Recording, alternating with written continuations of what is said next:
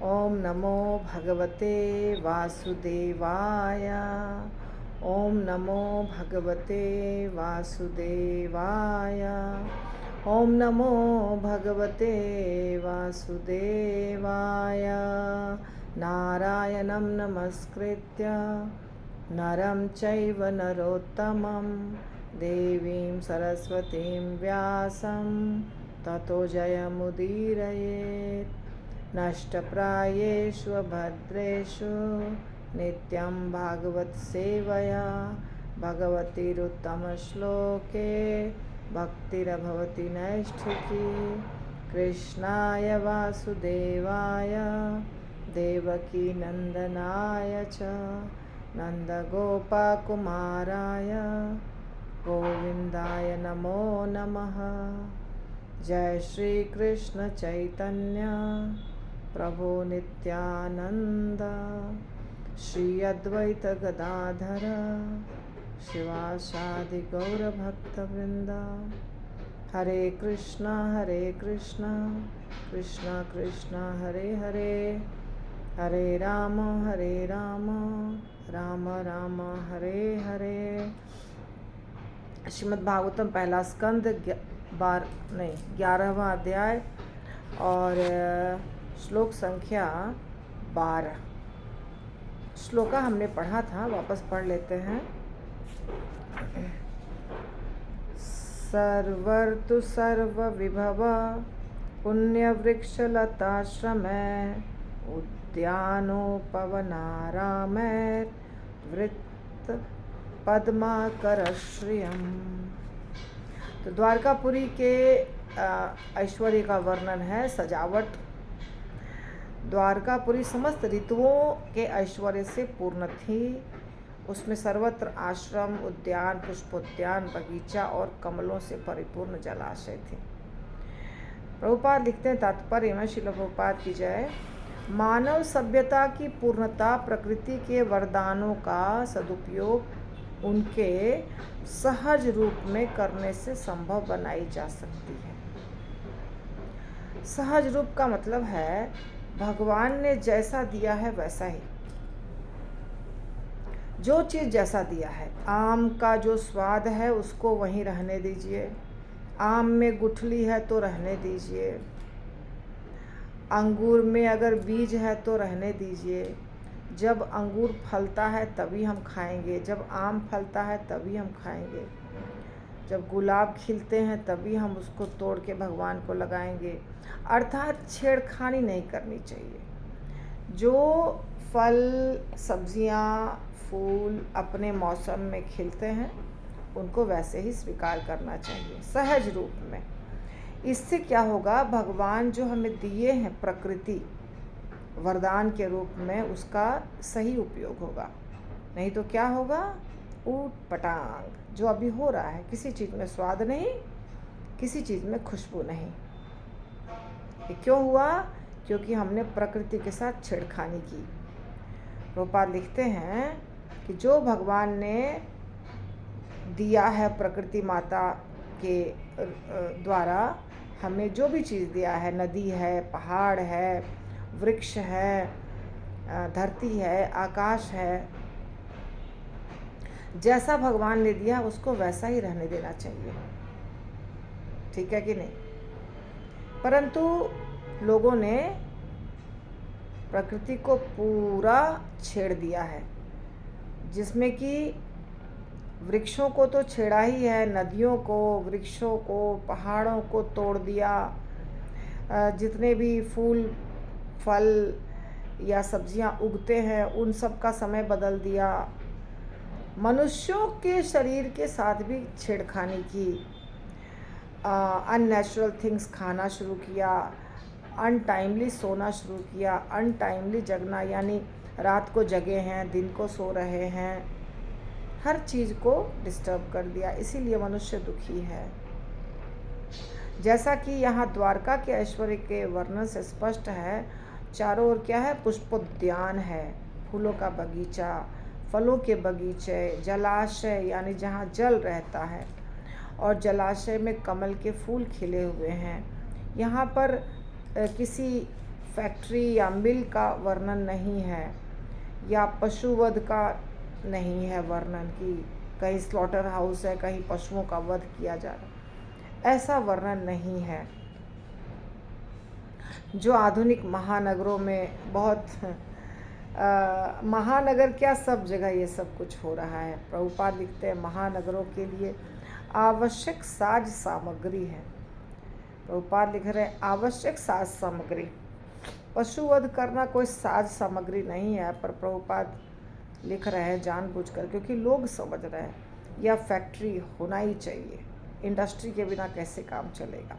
Industry के बिना तो आराम से काम चलता है, लेकिन मनुष्यों ने आदत डाल ली है बना बना करके। पहले के ज़माने में कोई इंडस्ट्री नहीं था, पशु थे, घोड़े पे चढ़ के लोग जाते थे, हाथी पे चढ़ के जाते थे, ऊँट पे चढ़ के जाते थे।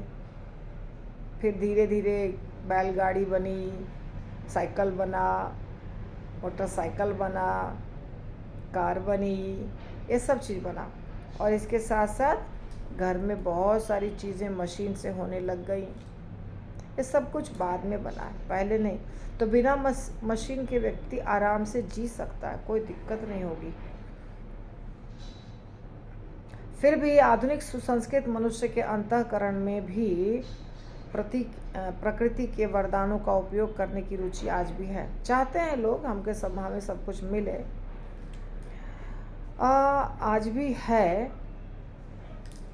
आधुनिक सभ्यता के नेता अपने निजी आवासों को ऐसे स्थानों में बनाते हैं।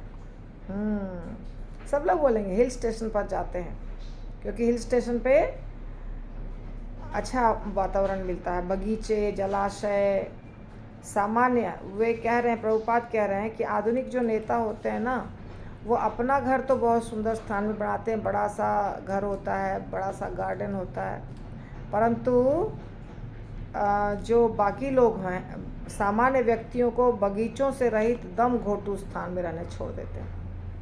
देखिए, पैसा जिसके पास है उसके पास बहुत सारा ऑप्शन होता है। वो उसका एक घर इंग्लैंड में है, एक घर अमेरिका में है, एक घर इंडिया में है, एक मसूरी में, एक लोनावाला में, ऐसे हिल स्टेशन में, महाबलेश्वर में, बड़े बड़े शिमला, दार्जिलिंग, सब जगह पे उनका रह सकता है। और फिर मुंबई में भी रह सकता है, क्योंकि उनके पास बहुत पैसा है। लेकिन जिसके पास नहीं है वो तो झोपड़पट्टी में भी रहते हैं, कुछ भी बना के रह सकते हैं अपने से, प्लास्टिक का, टीन का, कुछ भी बना के ज़मीन पे खुले में भी सोते हैं। तो ये सब चीज़ ऐसा है जो कि जिनके पास धन है वो जानते हैं कि हमको प्राकृतिक जो चीज़ें हैं वो बहुत सुंदर भी लगती हैं और फ़ायदा भी करती हैं शरीर को। जहाँ पे बहुत पेड़ पौधे हों, नदियाँ हों, जलाशय हों, पहाड़ हों, वो स्वास्थ्य के लिए बहुत अच्छा है और देखने में भी वही अच्छा लगता है, सुंदर लगता है देखने में। परंतु धन चाहिए, इंडस्ट्री बनाना है, तो मेट्रो इंडस्ट्री इत्यादि बना करके जहाँ काम करने वाले मज़दूर रहते हैं या कोई भी रहता है, सिंपल लो बजट पीपल रहते हैं, उनके पास 2-4 घर नहीं होता, एक ही घर होता है। उसी में कैसे भी व्यक्ति पूरा जीवन निकाल देता है, मृत्यु को प्राप्त हो जाता है, दुनिया भर की बीमारियां हो जाती हैं। तो प्रभुपाद वही करा। लेकिन यहाँ पर हमें द्वारकापुरी का सर्वथा भिन्न वर्णन प्राप्त होता है।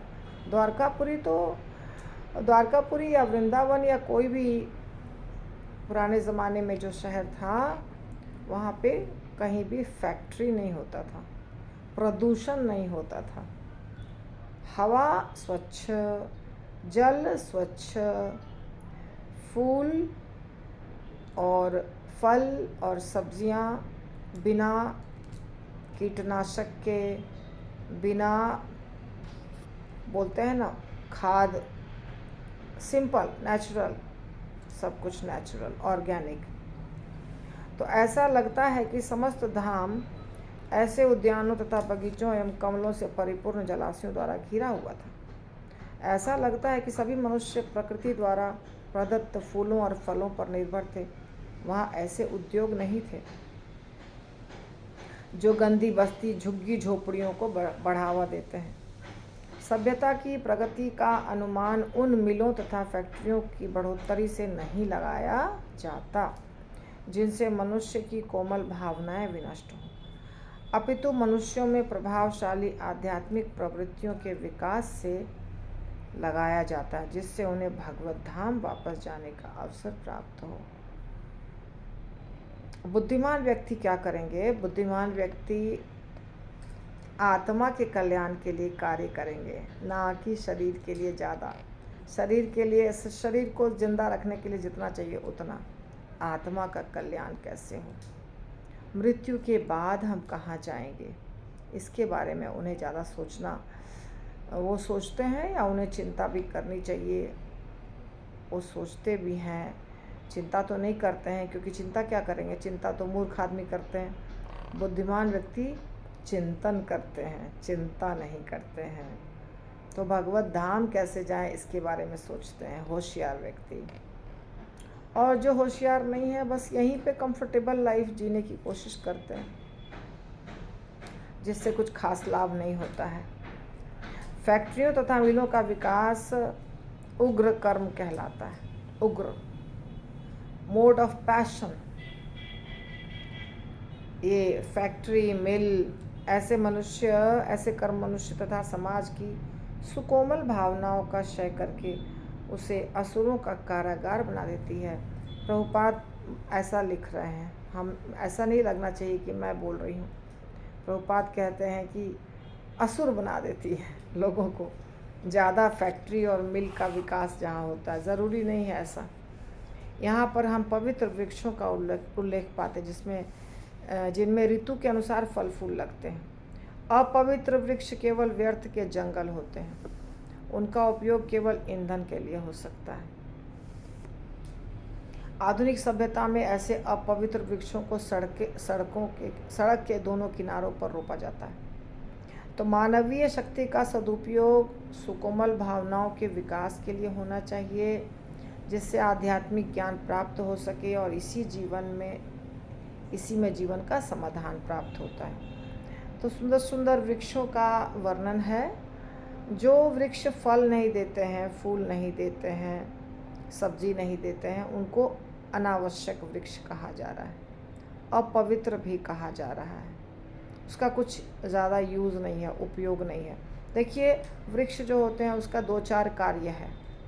या तो वो फल दे जो पौष्टिक हो, हमारे लिए स्वादिष्ट भी हो और हमारे शरीर के लिए पौष्टिक हो, ऐसा फल दे तो बहुत अच्छा वृक्ष है।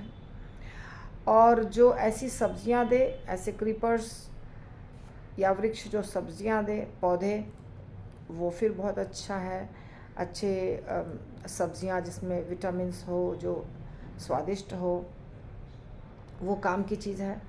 जो सुंदर सुंदर फूल देते हैं, खुशबूदार, वो बहुत अच्छे हैं। उन फूलों को आप भगवान को भी अर्पित करते हैं, या ऐसे भी वातावरण में फूल रहते हैं तो खुशबू होती है बहुत अच्छी, सुगंधित, पवित्र वातावरण।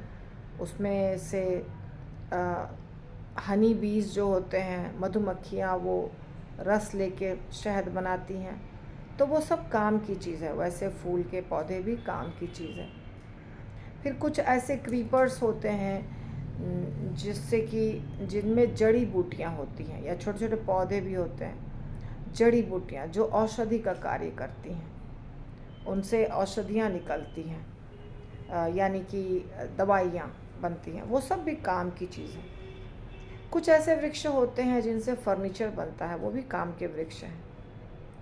सागवान, हाँ, ऐसे बोलते हैं ना, टीक वुड या शीशम, सागवान, ऐसे अच्छे अच्छे होते हैं।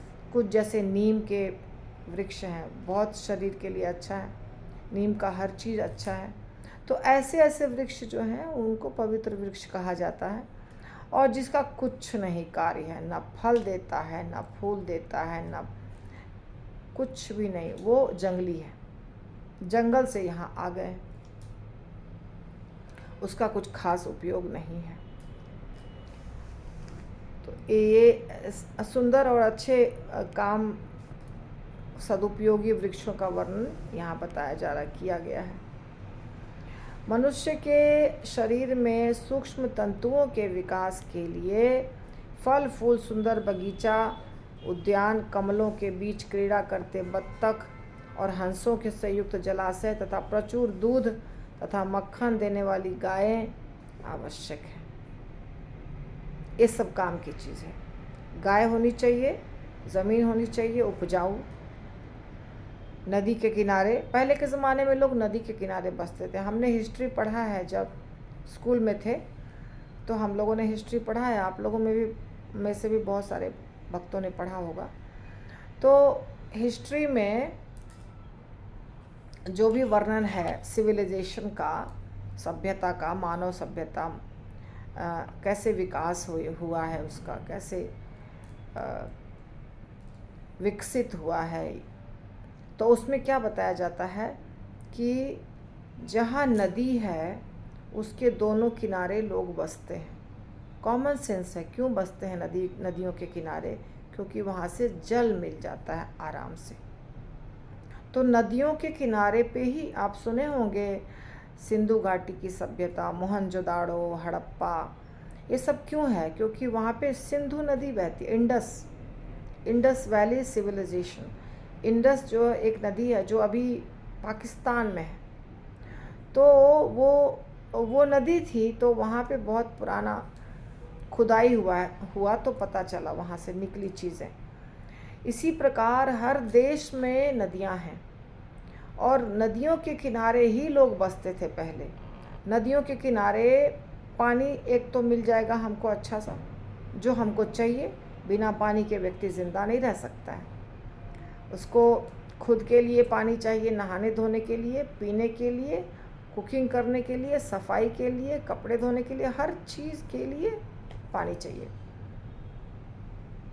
और नेचुरल पानी नदी से मिल जाता है। अगर उसमें गंगा या यमुना हो, जो नदी हिमालय से आ रही है, तो और भी अच्छा, क्योंकि वो सूखती नहीं है और उसका जल भी पवित्र होता है। परंतु अगर कोई बरसाती नदी है जो बारिश होने से पहाड़ से गिर के है, तो वो भी बहुत दिनों तक पानी वहाँ भी रहता है, तो वो भी ठीक है। तो नदियों के किनारे लोग बसते थे और संपत्ति होती थी गाय और भैंस और बकरियाँ, जिससे दूध मिलता था। वो दूध बच्चों को पिलाते थे, खुद पीते थे, उससे बहुत तरह की चीज़ें बनती थी। जो भक्त हैं वो भगवान को भी उस दूध से सब कुछ करते थे, यानी कि उस दूध से दही बनाकर, घी बनाकर भगवान के लिए व्यंजन बनाना या भगवान के लिए का अभिषेक करना इत्यादि। तो नदियों के किनारे बसना, गाय रखना और खेती करना। नदियों के किनारे की ज़मीन उपजाऊ होती है, क्योंकि वहाँ पे नदियों से जो जल आता है तो वो बहुत जगह से क्रॉस करते करते आता है। तो उसमें मिट्टी जो होती है ना, वहाँ की मिट्टी उसके अंदर जो होती है, वो बारिश के दिनों में जब बहुत ज़्यादा नदी भर जाता है, उसका पानी दूर तक फैल जाता है और फिर बाद में बारिश के ख़त्म होने के बाद धीरे धीरे नदी सिकुड़ जाती है, तो वो ज़मीन जहाँ तक वो गया था नदी का पानी, वहाँ तक की ज़मीन उपजाऊ हो जाती है। खास करके ये गंगा नदी में तो है, दूसरे का मुझे ज़्यादा पता नहीं, क्योंकि हिमालय पर्वत से वो आती है।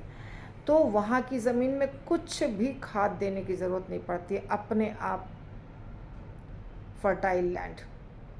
तो वहाँ सब्जियाँ लगाते थे लोग, फल लगाते थे, मसाले लगाते थे, धनिया और सरसों और मिर्च।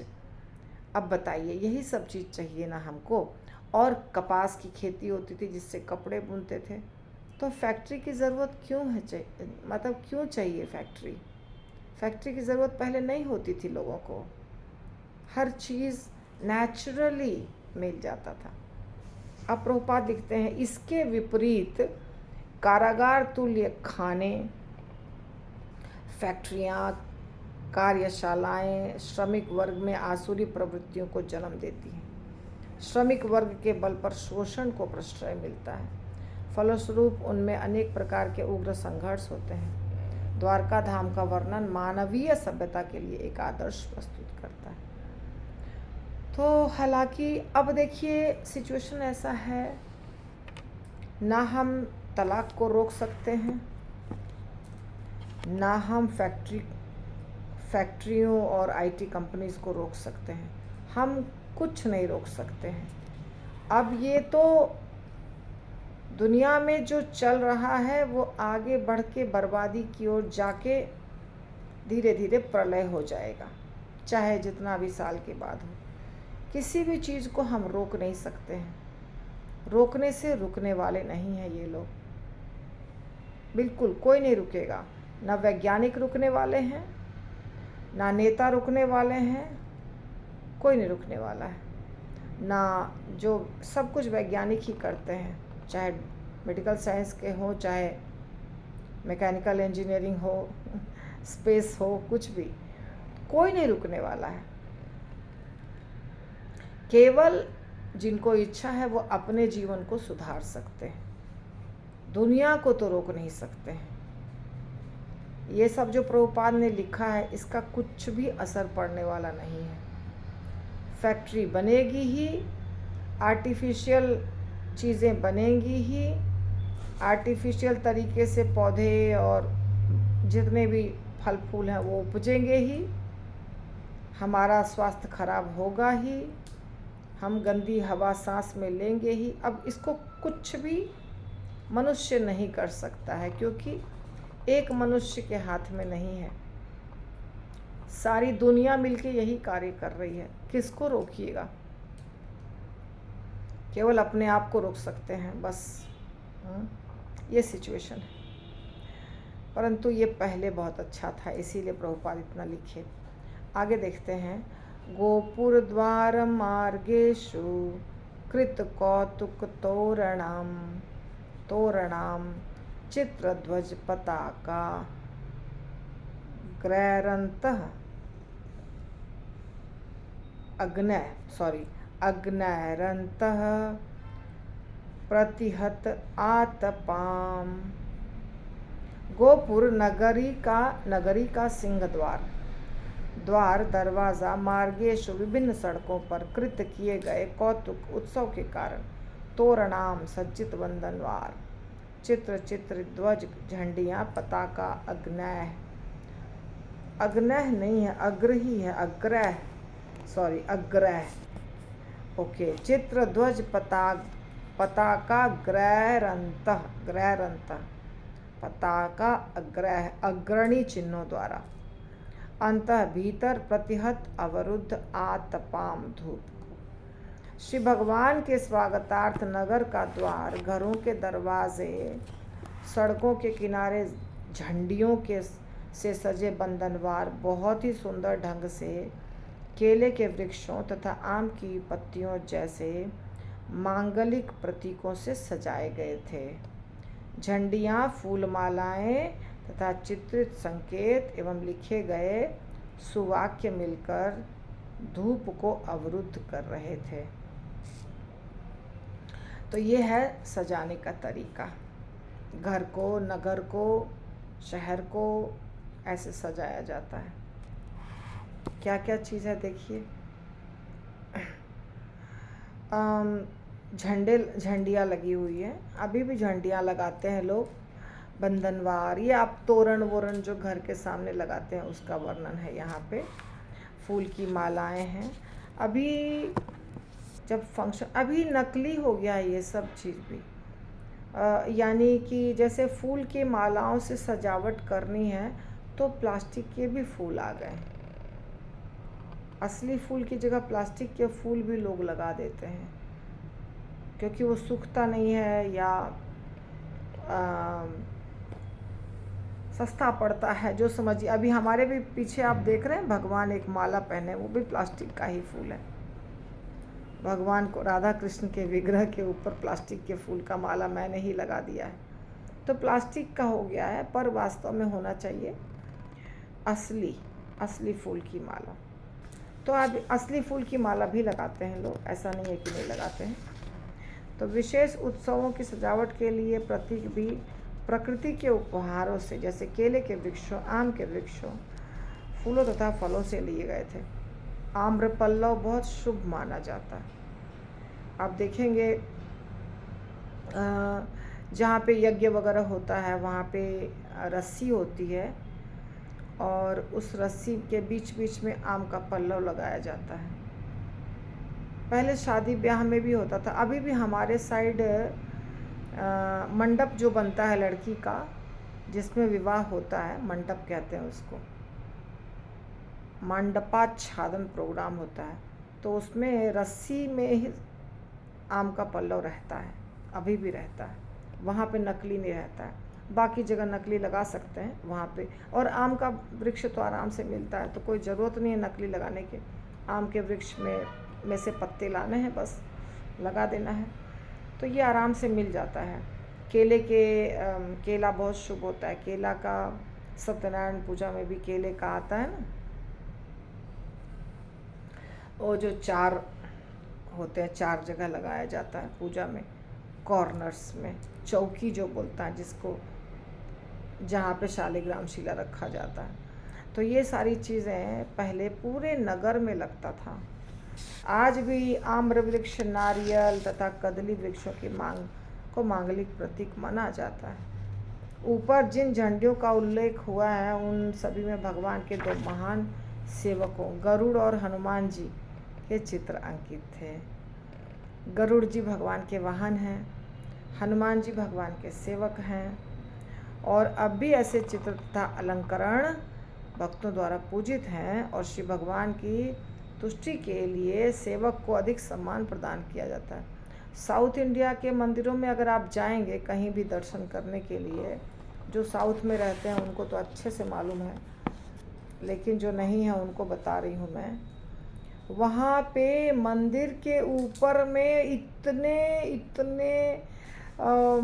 भगवान के लीलाओं का, या अलग अलग प्रकार के जो भक्त हैं या देवी देवता, नज़दीक से मुझे तो समझ में नहीं आता है, शायद उन लोग को समझ में आता होगा, उनकी मूर्तियाँ बनी रहती हैं दीवारों, ऐसे जैसे मंदिर बना हुआ है तो मूर्तियाँ बनी रहती है, ऐसा पेंटिंग नहीं रहता। शिल्पकार जो होते हैं वो मूर्तियाँ बना के चिपकाते हैं उनको। सारे साउथ इंडिया में, पूरे साउथ इंडिया में इस तरह से मंदिर देखने लायक होता है। मंदिर यानी मंदिर का दर्शन करना चाहिए वहाँ पे जा कर के। विशाल विशाल मंदिर होते हैं और उसमें ये सजावट रहती, कलरफुल होता है वहाँ पे। जैसे जगन्नाथपुरी का मंदिर है, एक स्टोन का केवल बना हुआ, वहाँ पे कलरफुल होता है। मीनाक्षी टेम्पल को देखिए, श्रीरंगम को देखिए, हाँ, और क्या कहते हैं, गुरुवायु को देखिए, बहुत सुंदर होता है वहाँ पे। और ऐसे अनेकों मंदिर हैं साउथ इंडिया में, मंदिरों की कमी नहीं है, बहुत ज़्यादा मंदिर है साउथ इंडिया में। और वहाँ स्ट्रिक्ट रूल्स भी होते हैं, स्ट्रिक्ट रूल्स होते हैं। कुछ मंदिरों में यहाँ की लड़कियाँ जाएंगी, नॉर्थ इंडिया की लड़कियाँ वगैरह, जीन्स पहन के, टी शर्ट पहन के, सबको ऊपर से साड़ी लपेटना पड़ता, नहीं तो आप प्रवेश नहीं कर सकते। और ये जो प्रभु जी हैं उनको धोती, जीन्स वीन्स पैंट वैंट कुछ नहीं, निकालो, सारा बेल्ट भी निकालो और ऊपर से धोती लपेटो। और कुछ मंदिरों में ऊपर कुछ नहीं पहनना है, केवल bare body, without any cloth, कोई कपड़ा नहीं, और नीचे धोती, ऐसे ही प्रवेश करना है। कन्याकुमारी में एक मंदिर में तो मैं गई हूँ जहाँ पे ऐसे ही करना था प्रवेश, सारे प्रभु जी लोगों को बिना कपड़े के, खाली नीचे धोती पहनना है बस। अब पैंट के ऊपर भी आप धोती लपेट सकते हैं, लेकिन धोती तो लपेटना ही पड़ेगा। आप कहीं कहीं पे बोलते हैं कि जीन्स हटा के धोती पहनिए, कहीं कहीं पे ठीक है जीन्स के ऊपर ही लपेट लीजिए, मिलते रहता है धोती बाहर में, आप खरीदिए और पहनिए। जैसे यहाँ पे अभी तो इस्कॉन में भी मना किया है, शॉर्ट्स में आना अलाउड नहीं है, नहीं तो मस्त आती हैं लड़कियां, खूब फ़ोटो खिंचाती हैं, जैसे लगता है कि पिकनिक करने आई हैं। ऐसा होता है क्या? मंदिर जाते हैं तो साउथ इंडिया में बहुत भाव है। एक सारी लड़कियां वहाँ पता नहीं क्या पीला पीला हल्दी लगा लगा के रहती हैं, और बहुत सारी लड़कियां हल्दी लगाई रहती हैं वहाँ पे, और सफ़ेद साड़ी पहनती हैं, गोल्डन बॉर्डर का, गोल्डन बॉर्डर सफ़ेद साड़ी, और सब बाल ऐसे थोड़ा बांध के, स्नान बाल से करके उसको हल्का बांध के और आती रहेंगी, फूलों का गजरा वजरा लगाए हुए। एक अलग अलग प्रकार का भाव है वहाँ पे। तो देखिए, भक्त जो होते हैं भगवान का भाव होना चाहिए। और यहाँ जैसे गरुड़ जी और हनुमान जी के चित्र अंकित थे, यहाँ बताया जा रहा है गरुड़ जी और हनुमान जी के चित्र अंकित थे। तो इनका बहुत, दोनों जो हैं गरुड़ जी हनुमान जी भगवान के सेवक हैं। हनुमान जी रामचंद्र जी के, गरुड़ जी तो विष्णु भगवान के सेवक हैं। तो ऐसे चित्र अलंकरण द्वारा पूजित अभी भी है बहुत सा स्थान जहाँ पे ये सब होता है, और भगवान प्रसन्न होते हैं। भगवान के दूत को आप प्रसन्न करिएगा तो भगवान प्रसन्न हो जाएंगे। हनुमान जी को प्रसन्न करिएगा, भगवान राम प्रसन्न हो जाएंगे। गरुड़ जी को प्रसन्न करिएगा, विष्णु भगवान प्रसन्न हो जाएंगे। कृष्ण भगवान भी प्रसन्न हो जाएंगे। तो ये है श्रीमद् भागवतम आज का क्लास। श्रील प्रभुपाद की जय।